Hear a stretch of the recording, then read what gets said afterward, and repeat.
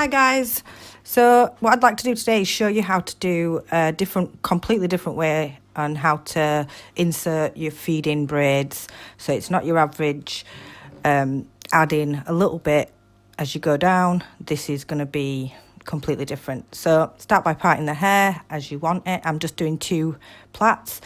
I've noticed that it's become very popular this year. A lot of people are wanting those colour plaits, the mermaid plaits, you know, any kind of feeding colours. So yeah, put your two sides in and then split them again into 2. Try and get it in the centre as you can. And then take a tiny piece of hair, split it down the middle, about 1 inch off the back and 1 inch off the front. Start plaiting it. It doesn't matter if it's a French plait or a Dutch plait, as long as you've got a plait down there. And that's where we're going to feed in the hair. So the hair is going to be attached when you start the plait. I'll show you in a minute. So we're going all the way down. Like I say, it's going to be 1 inch above the head. My hands are blue. You're not seeing things. I haven't done my nails, so excuse the nails. And my fingers are blue because this lady just dyed her hair with plant-based dye because she's allergic to anything else. So that's why my hands are blue. So yeah, we're feeding in the first piece of hair. So you go right to the top of the braid, you feed it through with the crochet needle. I will put that, I'll link it in the description.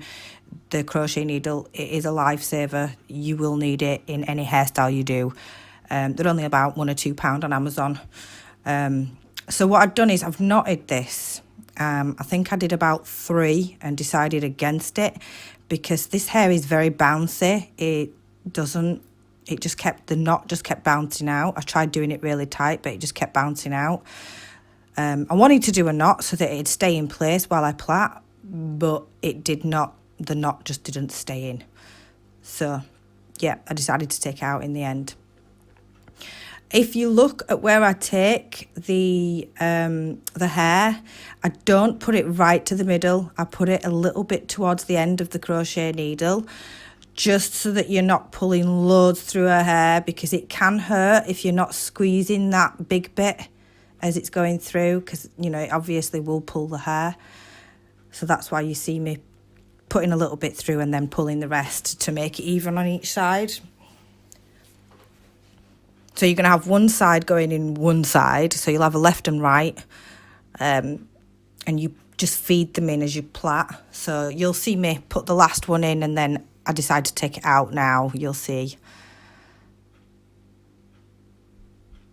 Yeah, this lady wanted her hair dark blue, like a black blue, to match the extensions, but it wouldn't go, so she decided to leave it in for a bit longer before she came, and that's why my hands are blue, very blue, and they get bluer and bluer as you go on. So yeah, so we started with a tiny plait. I like to start them super small. I think they just look so much neater. And then what I do is I'll take one side, add it in to the bit that I've put under, and then I'll add the piece of hair that's underneath. There we go. And then we go on to the other side. Put that under the plait. Take a piece of hair. I like to do little lines, it looks neater. And I make sure I've got the piece from underneath. You don't have to plait each piece from the extension in every stitch. You can miss it every now and then. I think I've done that on that one, I missed it. And this one I don't think I've missed. I think I added one in on this one. So you take a piece of hair and you add the piece underneath, and you need to try and keep it knot free. It is hard with these extensions because they do get extremely knotty very quickly. They're so sticky.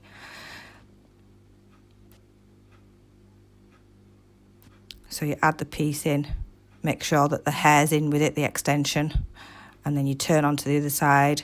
This side you'll see quite clearly me adding the piece in. So I've gone directly on top of that tiny plait underneath.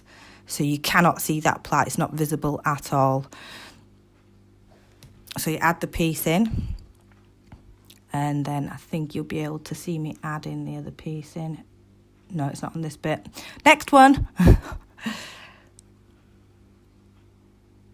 Yeah, I tried new products with this and they didn't work very well. They were a bit... I like to have a grip on my plaits, but this, I didn't... It were a bit too grippy. It was sticky. The products, I won't mention what products I used, but I didn't like the products that I used. So yeah, add the piece in, go on to the next side. Like I say, you don't need to add the extension on every side. There we go, there's the little piece. You'll see that little piece, that's the extension that I put underneath. You add that in and then add a piece of hair from your scalp, and you keep doing that all the way down. Like I say, sorry for my blue fingers. I look like a bit of an alien.